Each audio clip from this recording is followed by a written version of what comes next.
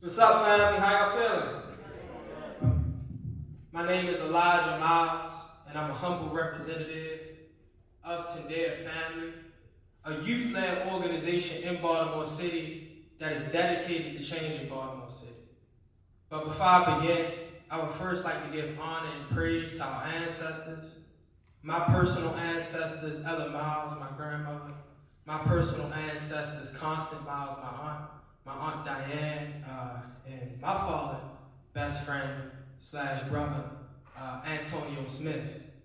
Secondly, I'd like to give honor and praise to our collective ancestors, the ancestors that have fought, bled, and died for each and every one of us to be here today. For the Fran Hampton, I'd like to give honor to him, Malcolm X, Ida B. Wells, Frederick Douglass, the list goes on. You can clap it up for him. And the reason why I try to start like that each and every time is because those are the people that have paved the way for each and every one of us. And not only are those the people that have paved the way for us, they are the ones that we owe a debt to when we do this work today. So when we look back at Martin Luther King, Malcolm X, all of these people, we have to look at them and be like, yo, because these people literally died for me to be here today, what am I called to do for my people, for my community, for my city today?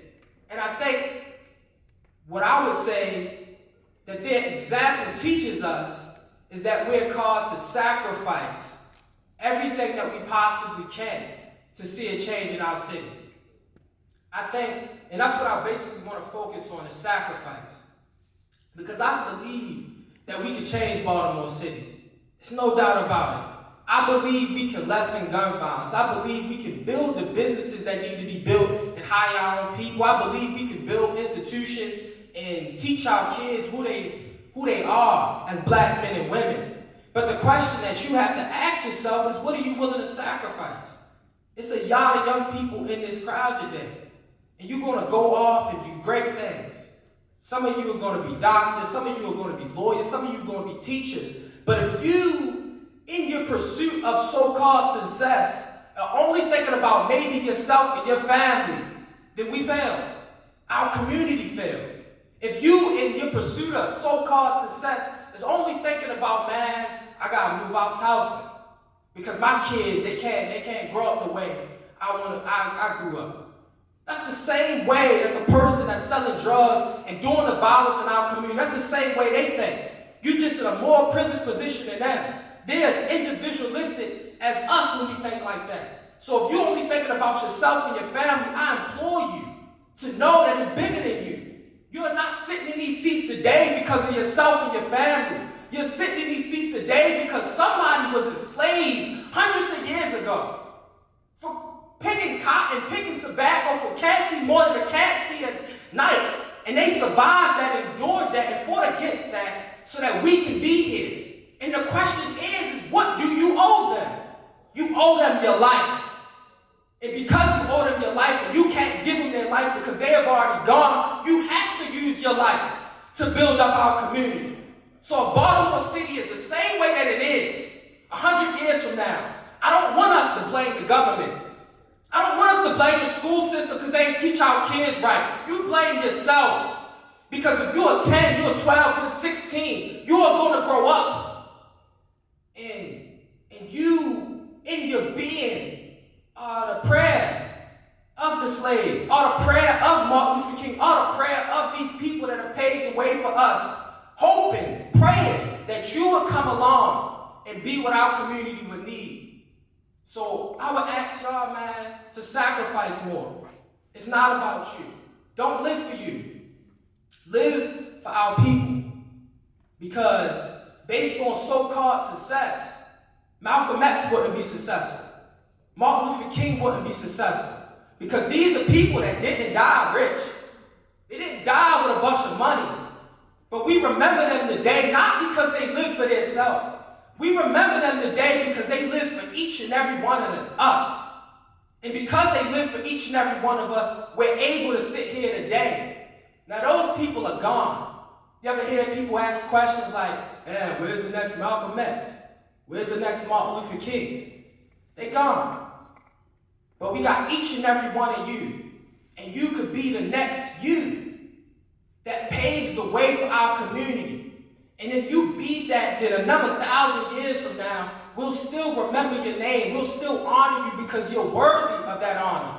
But if you just live for yourself, if you just live so that your family can get to a better place, and you neglect Baltimore City, say, man, that's not my business, that's not my kids, that's not my family, then I promise you that we'll not only be in this situation that we're in today, but I also promise you that if you believe in the same creator that I believe in, then you got to pay for that. You're going to have to pay for that. Because you wasn't sit down here to just do something for self. You would sit down here to do something for humanity. And if you want to do something for humanity, you want to do stuff for other people, then the first place you should start is in your community, in your city. Living out Towson and coming to do the work every week or every day in this community is not enough. Living out in these surrounding counties while your kids go to private schools, while you do work in Baltimore City, it's not enough. I'm asking more for you. I'm asking literally for you to dedicate yourself in the same way that the ancestors before us have dedicated themselves. And that's sticking and staying and giving up and sacrificing everything. And what that looks like is that you are in the community. And you may be a teacher, you may be a doctor, but you live down the hill. You live on Penn North. Your kids have to go to that school, so you're not just advocating for somebody else's school. Your kids have to shop at that corner store that ain't treating us right, so you're not just advocating for somebody else's corner store. You're there, and you're caring about your community. I'm asking that because that's part of the change. That's part of the change that we're talking about.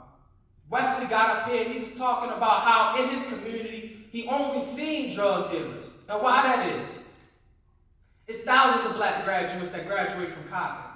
It's thousands of black graduates that graduate from Morgan. How is it that Wesley, and the same thing with me growing up down the hill, how is it that our realities was that we never seen these successful characters in our neighborhood?